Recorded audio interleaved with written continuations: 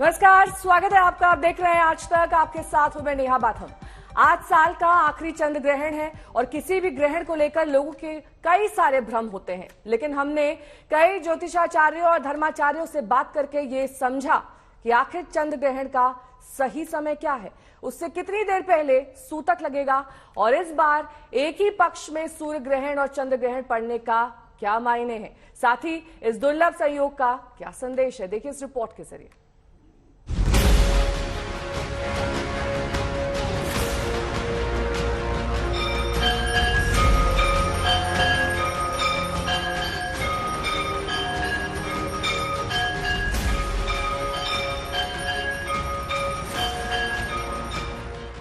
आज साल 2022 का आखिरी चंद्र ग्रहण है, लेकिन इससे पहले भी एक चंद्र ग्रहण इस साल पड़ चुका है। देश के पूर्वी हिस्से में पूर्ण चंद्र ग्रहण देखा जा सकेगा, वहीं भारत के अधिकांश हिस्सों में आंशिक ग्रहण ही दिखेगा।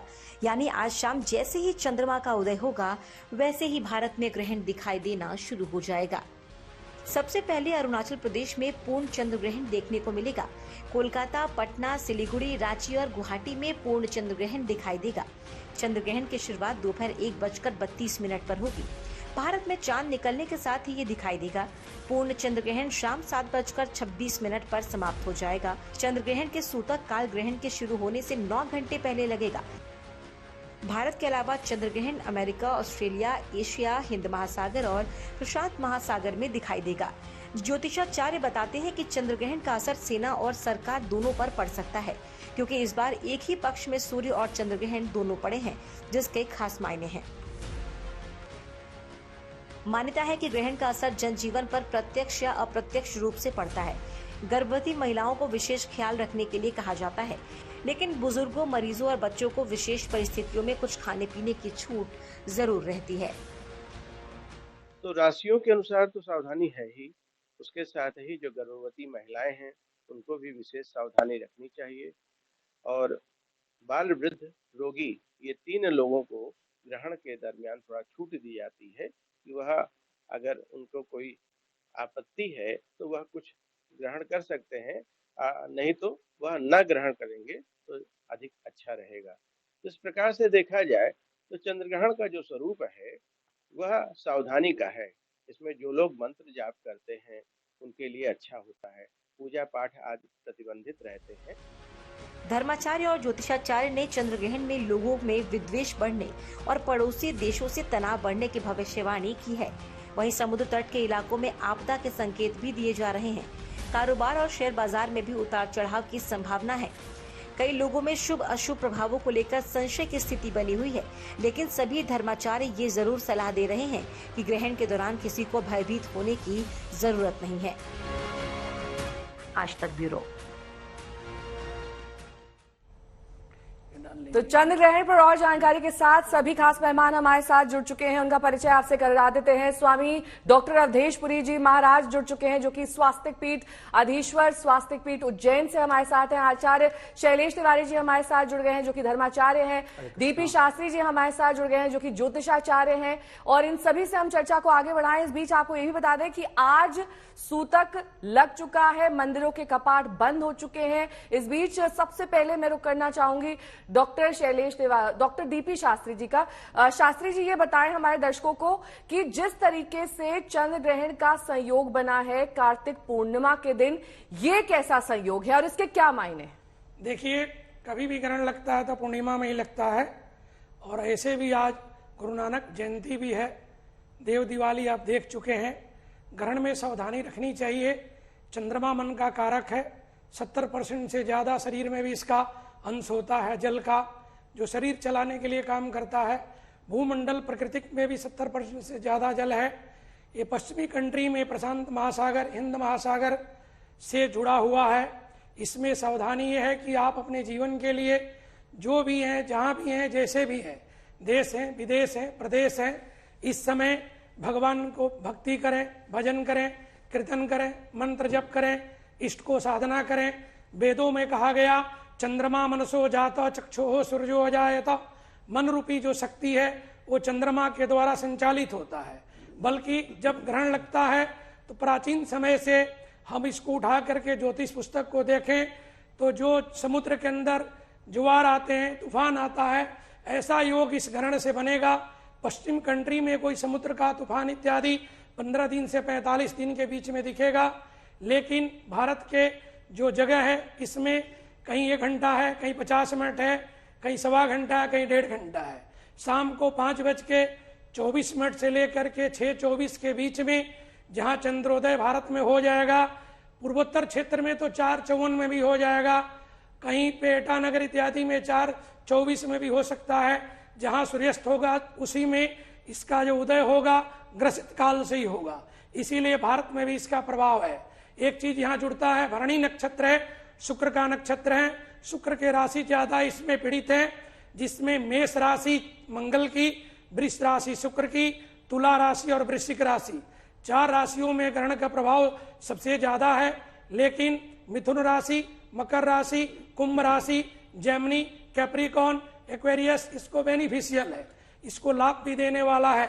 बुध के जो राशि है वो बेनिफिशियल है और देवगुरु की राशि इसमें सम है, लेकिन यम इस नक्षत्र के स्वामी है।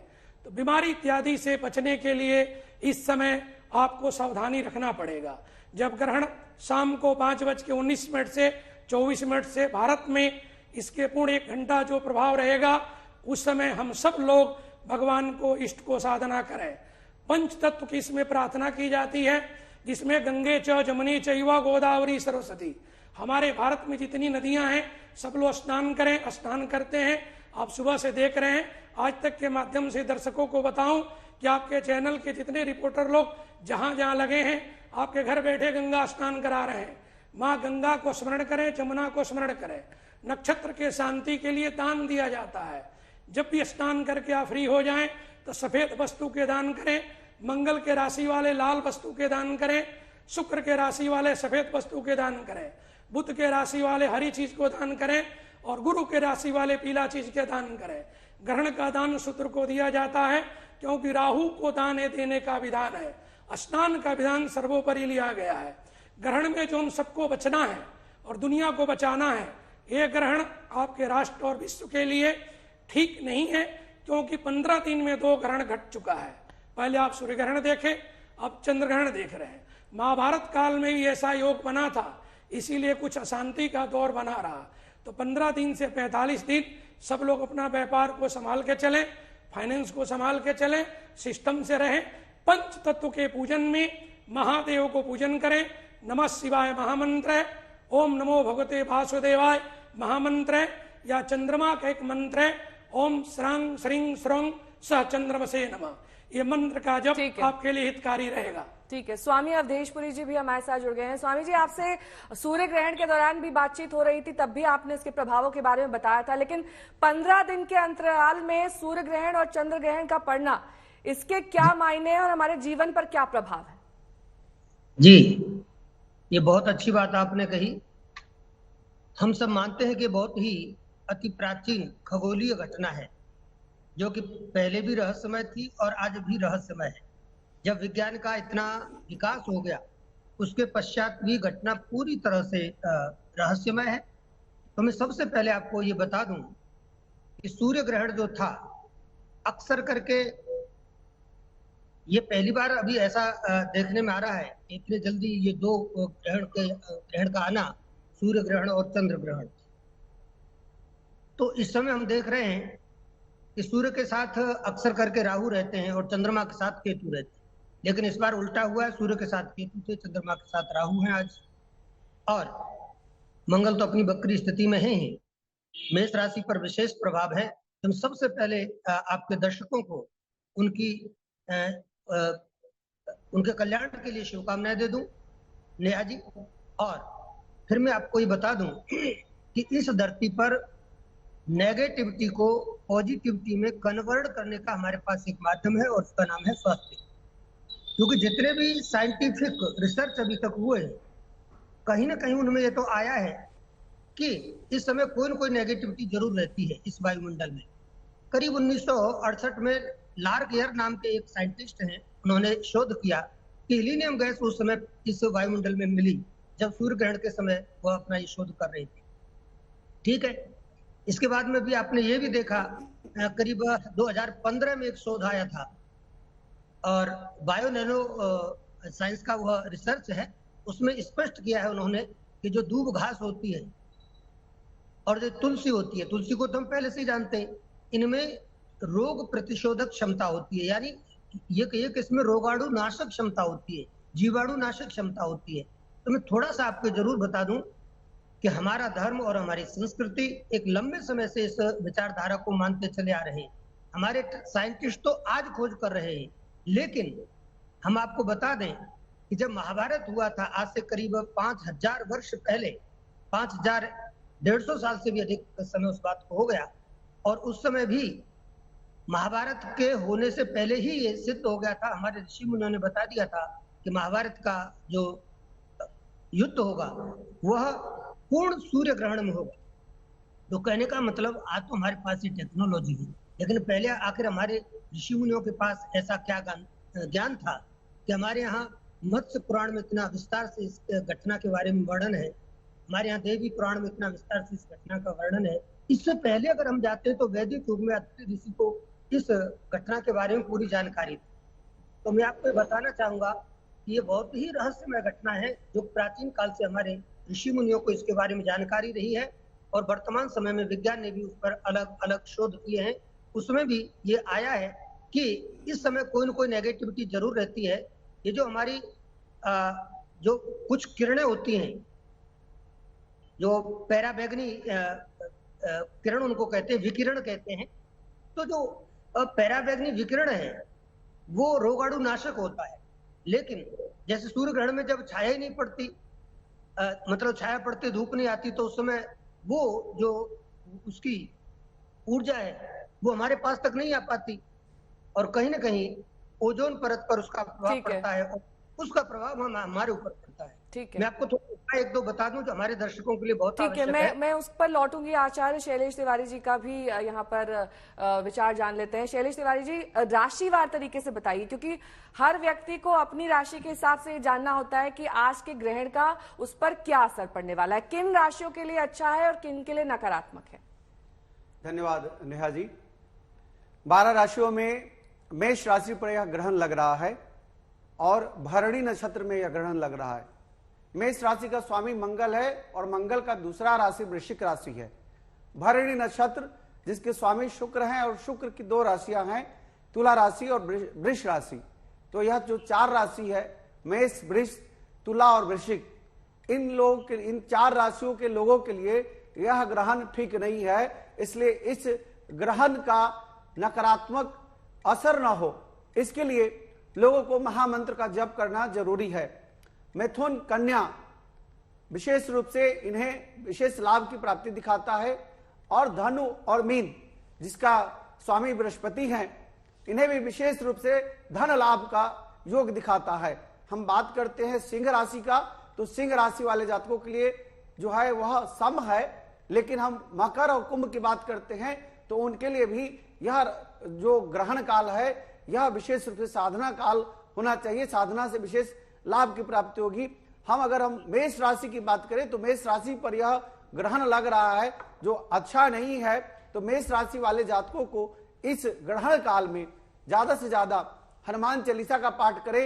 हनुमान चालीसा क्रमवार तरीके से बताइए, क्योंकि यहाँ पर हम जो अपने दर्शकों को जानकारी दे रहे हैं। मेष राशि का, मेष राशि के जातक जिसका स्वामी ग्रह मंगल है, और मेष राशि वाले जातक को सेहत से संबंधित ध्यान रखने की जरूरत है, और साथ ही साथ मेष राशि वाले जातकों को करियर में विशेष रूप से परेशानी आ सकती है। उस परेशानी से मुक्ति के लिए महालक्ष्मी माता का ओम महालक्ष्मी च विद्महे विष्णुपत्नी च धीमहि तन्नो लक्ष्मी प्रचोदयात्, इस महामंत्र का जप करेंगे तो करियर में आर्थिक समृद्धि की प्राप्ति होगी। अब हम बात करते हैं दूसरी राशि वृषभ राशि। वृषभ राशि जिसके स्वामी ग्रह शुक्र है, चूंकि भरणी नक्षत्र में यह ग्रहण लग रहा है, इसलिए वृषभ राशि वाले जातकों को विशेष रूप से मानसिक परेशानी उत्पन्न हो सकती है, क्योंकि चंद्रमा मनुष्य जातक, चंद्रमा मन के जो है कारक है, और चंद्रमा विशेष रूप से डिप्रेशन पैदा करता है अगर ग्रहण काल में होता है। तो वृषभ राशि वाले लोगों के लिए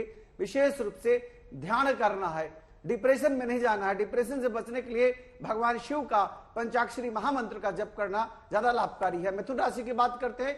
मिथुन राशि वाले जातक जिसके स्वामी ग्रह बुध हैं, मिथुन राशि वाले जातकों को रुके हुए कार्य से सफलता की प्राप्ति होगी, अचानक धन की प्राप्ति होगी। चूंकि मिथुन राशि के जो स्वामी हैं वह बुध हैं और बुध के जो देवता हैं वह गणेश जी हैं, इसलिए मिथुन राशि वाले जातकों को विशेष रूप से गणेश जी की पूजा करनी चाहिए।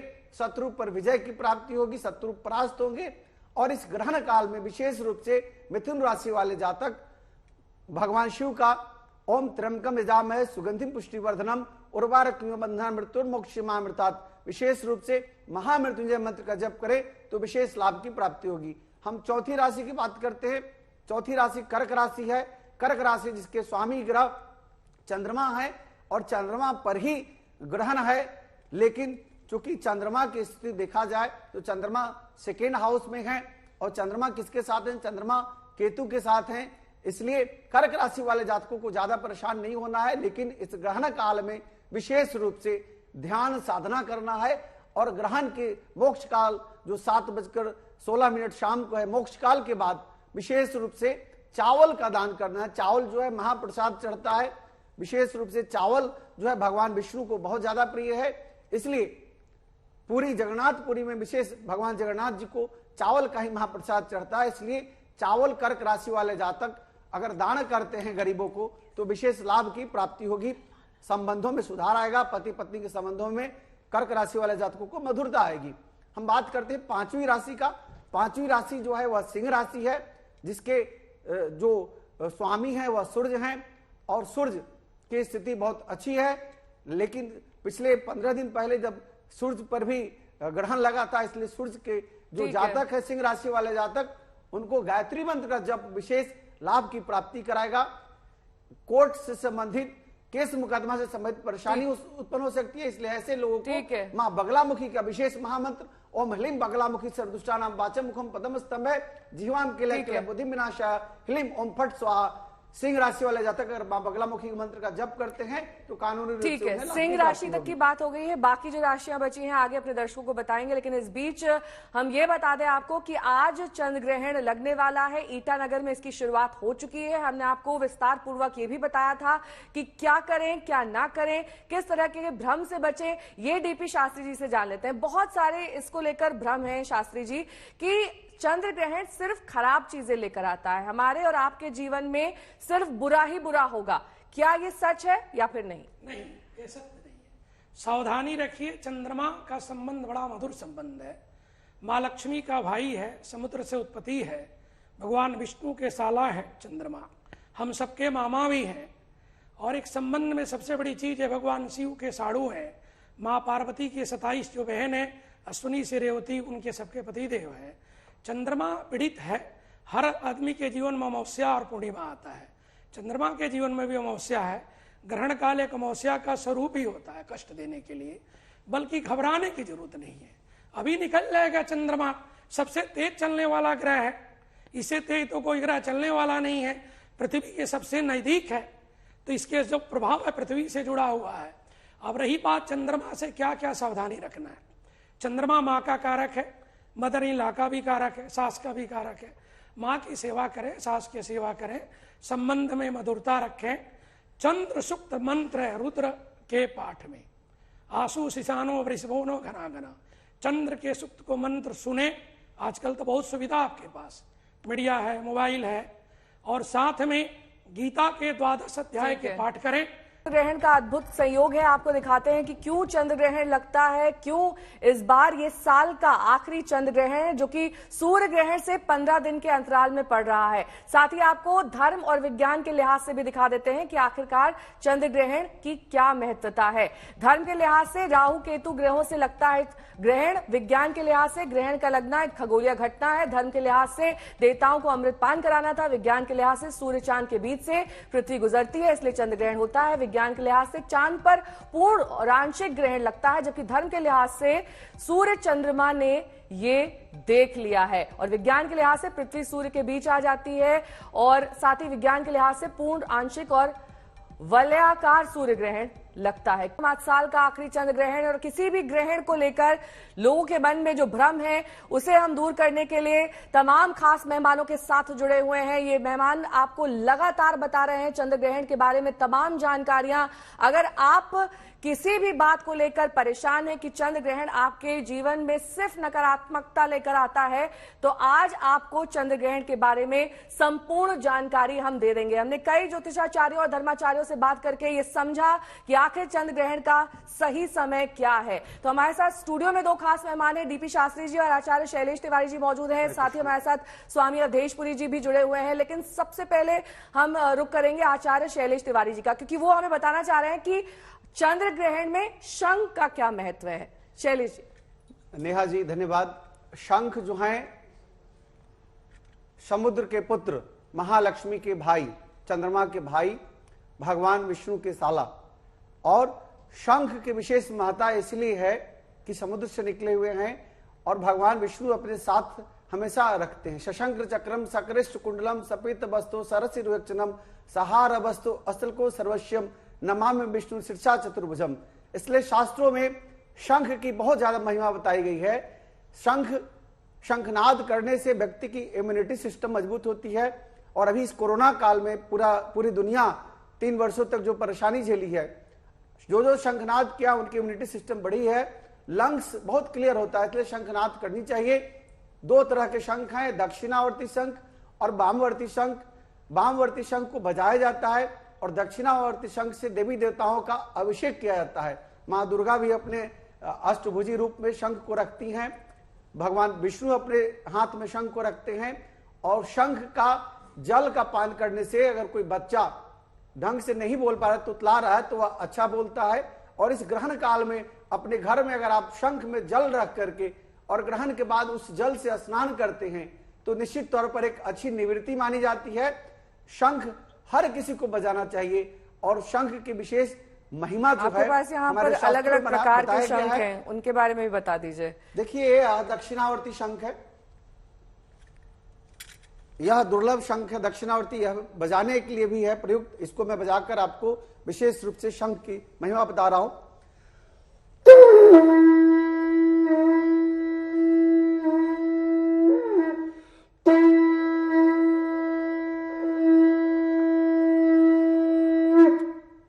ये दक्षिणावर्ती शंख है। और वामवर्ती शंख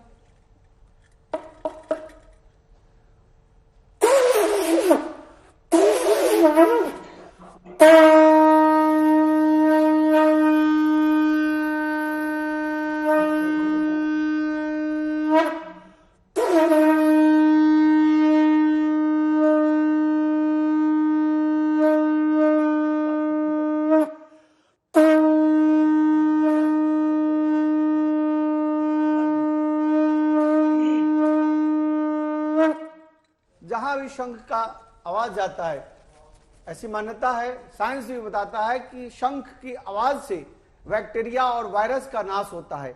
तो शंख बजाना चाहिए। शंख के जल से जल का पान करना चाहिए। शंख के जल से ग्रहण काल में चाहे सूर्य ग्रहण हो या चंद्र ग्रहण हो स्नान करना चाहिए। और विशेष रूप से शंख भगवान विष्णु की पूजा के समय अभिषेक का उपयोग किया जाता है। भगवान शिव की पूजा में शंख का प्रयोग नहीं किया जाता, क्योंकि शंखचूड़ नाम के राक्षस को भगवान शिव ने वध किया था।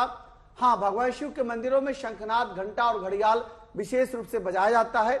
और शंख की महिमा तो विशेष रूप से अगर हम देखें तो स्कंद पुराण में इसका विशेष वर्णन किया गया है और काशी खंड में इसका विशेष महत्ता की गई है। और इसीलिए आप देखें जो ज्ञानवापी मंदिर हमारा है उसमें शंख का विशेष आकृति है।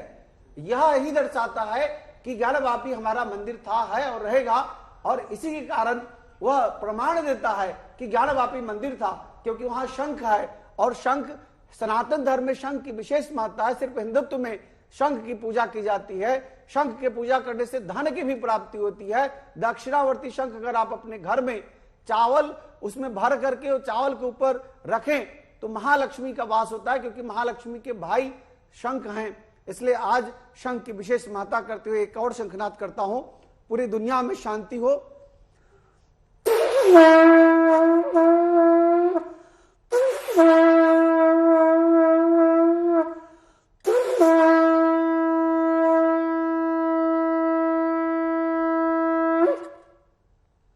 शंख है, पहले युद्ध से पहले शंखनाद किया जाता था, तभी युद्ध की शुभारंभ होता था, और जब युद्ध समाप्ति होती थी तो समाप्ति के समय भी शंखनाद किया जाता था। महाभारत में आपने शंख को सुना है, देखा है। भगवान कृष्ण जी ने भी विशेष रूप से शंख को धारण किया है, और जितने भी महारथी थे सबके अलग अलग पौंड्रिक शंख, पांचजन्य शंख, भगवान कृष्ण के पांचजन्य शंख, और सबके शंखों के अपने अपने अलग अलग नाम होते थे।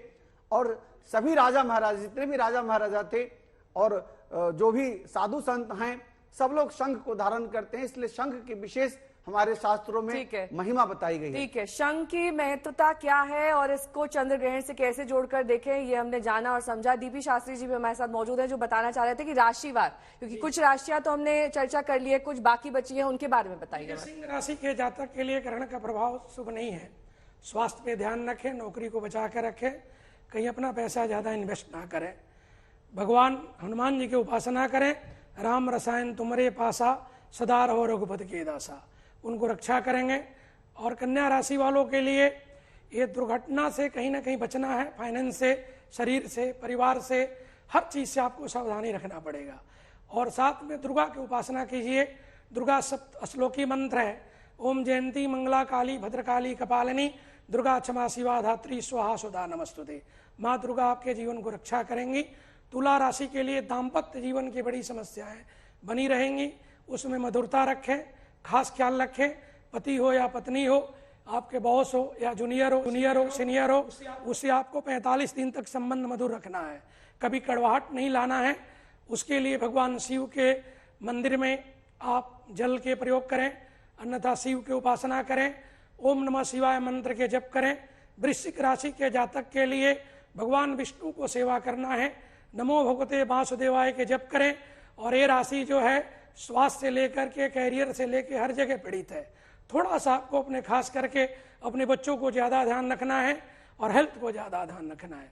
धनु राशि के जीवन के लिए सम है, देवगुरु बृहस्पति कृपा बनी रहेगी, धन धान की वृद्धि होगा, लेकिन पेट संबंधित समस्याएं रहेगी।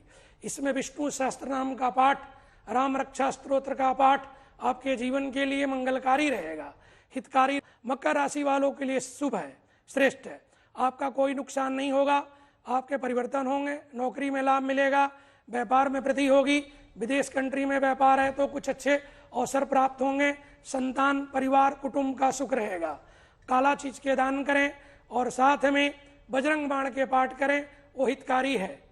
और कुंभ राशि के जातक का जो जीवन है, इस पे आपको एक चीज ध्यान रखना है, धन धान तो मिलेगा, बल्कि परिवार को सम रूप में देखें, सब संबंध को मधुरता उसमें लाएं, मधुर वाणी का प्रयोग करें।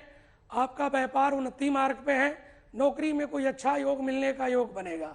अगर राजतंत्र में है तो राजपद की प्राप्ति होगी, विजय की प्राप्ति होगी। इलेक्शन आपके सामने आया हुआ, इस राशि के लोगों के लिए विजय पथ बिल्कुल तैयार हो चुका है। लेकिन आपको यहाँ ध्यान रखना है, आपको भगवान शिव के शिव पुराण का कोई मंत्र, अन्यथा भगवान शिव के जलाभिषेक, पंचामृत अभिषेक करें। अगर नहीं कर पाते हैं तो आप भगवान शिव के महामृत्युंजय मंत्र इत्यादि का जप करें। मीन राशि का जो जातक है, बाकी राशियों की हम बाद में बात करेंगे, लेकिन इस बीच आपको जानकारी दे दें कि चंद्र ग्रहण आज जो संयोग बना है वो दरअसल कार्तिक पूर्णिमा के दिन बना है। स्वामी अवधेशपुरी जी भी हमारे साथ लगातार जुड़े हुए हैं। स्वामी जी, ये बताएं हमारे दर्शकों को कि आज के दिन स्नान और ध्यान का क्या महत्व है। बहुत अच्छा प्रश्न आपने किया। देखिए, मैं आपको बता दूं कि जब इस वायुमंडल में एक नेगेटिविटी आती है तो उसका सीधे सीधे असर हमारे शरीर पर होता है। जैसे कि मैंने आपको पहले भी बताया कि जो परावैंगनी विकिरण है वह नहीं पड़ता सूर्य ग्रहण और चंद्र ग्रहण के समय, और उस विकिरण में, उस ऊर्जा में वो ताकत होती है कि वह रोगों को दूर करे, रोग नाशक होता है, बैक्टीरिया नाशक होता है। तो ऐसी स्थिति में स्नान का अर्थ ही केवल इतना है कि हमारे शरीर पर जो भी कुछ नकारात्मक प्रभाव पड़ा है, जो कुछ नेगेटिव इफेक्ट आया है, उसको दूर करने के लिए हम ग्रहण के बाद में स्नान करते हैं। और ग्रहण के काल में हम लोग अपने मन को स्थिर रखें, क्योंकि अभी आप हम पूर्व वक्ताओं से भी सुन रहे थे कि चंद्रमा मन का कारक है और शरीर में 70% जल की मात्रा है, तो जल तत्व का प्रतिनिधि है। तो ऐसी स्थिति में हमको मन को स्थिर रखना है। इस समय हम कोई भी ऐसा कार्य न करें जो नकारात्मक हो।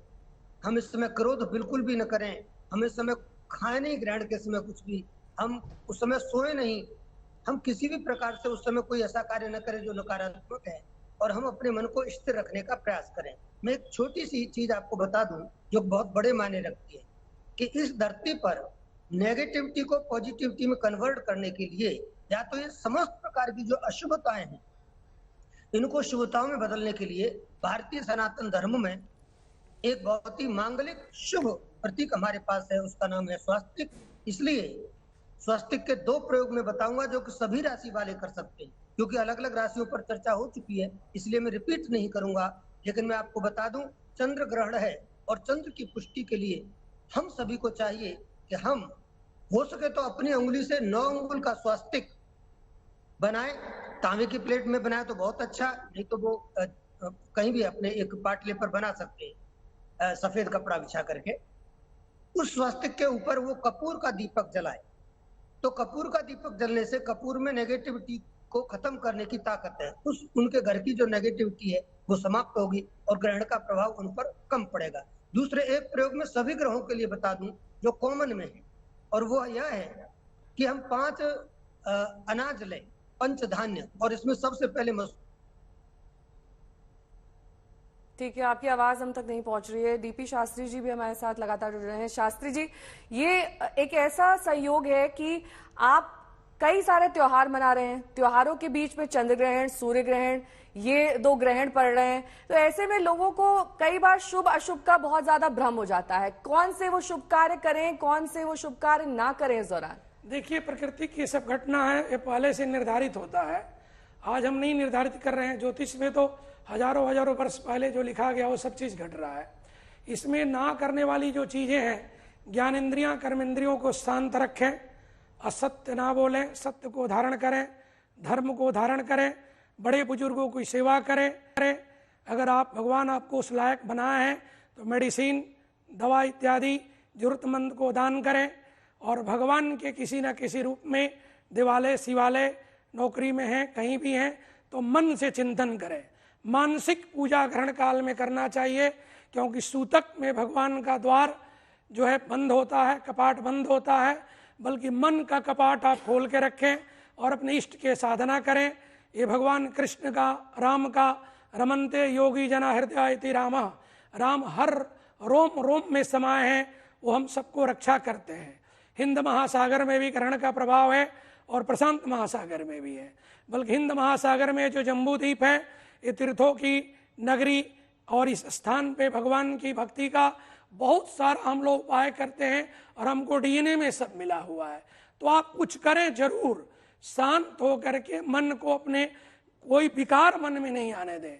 पति पत्नी के बीच में मधुरता जरूर बना कर रखें, एक दूसरे के साथ गलत वाणी ना उपयोग करें, बच्चों के साथ शालीनता मानवता कुटुंब से बना के रखें। यही ग्रहण काल में अपने आप को बचाना चाहिए, क्योंकि जब सूतक लग जाता है तो सब द्वार बंद हो जाता है, भगवान का द्वार मन से खुल जाता है।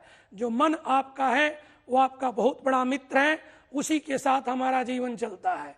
क्योंकि चंद्रमा हमारे जीवन में, किसी पुराण को उठा के देखें, स्कंद पुराण हो चाहे चंद्र सूक्त हो, उसमें प्राण वायु के रूप में कार्य करने के लिए दिया गया है, क्योंकि बिना जल का हमारा प्राण नहीं रह सकता है। हाँ, इस समय में आयात निर्यात 15 दिन ठीक नहीं रहेगा। जिनका विदेश से व्यापार है वो सावधान रहे, क्योंकि समुद्रिक कहीं ना कहीं कष्ट दिखा रहा है। ये नक्षत्र जो है व्यतिपात है, व्यतिपात योग है, व्यतिपात योग है ऋणी नक्षत्र में, जो कहीं ना कहीं विदेश इत्यादि से दुर्भिक्ष योग बना देता है। तो आपका फाइनेंस, आपका जीवन जितना आप सावधानी से रखेंगे उतने आपके जीवन में सुखदायी बनेगा। मित्रों से यहाँ संबंध कहीं ना कहीं मधुरता आपको जीवन में रखना होगा। एक चीज और भी बता दें, जो हमारा मंगलवार दिन है भूमि का कारक है, और भूमि जो हमारे जीवन में है हमारा सबका एक रक्षक है। भूमि का पुत्र मंगल है और मंगल और भूमि का संबंध है। भूमि में हम गणपति के पूजन करते हैं। पंच तत्व में भगवान गणपति जमीन के, पृथ्वी के अंश में पूजे गए हैं। मिट्टी के गणपति हो, हमारी प्राय जितनी मूर्तियां हैं सब मिट्टी के ही ज्यादा बनती है, फिर पाषाण का बनता है।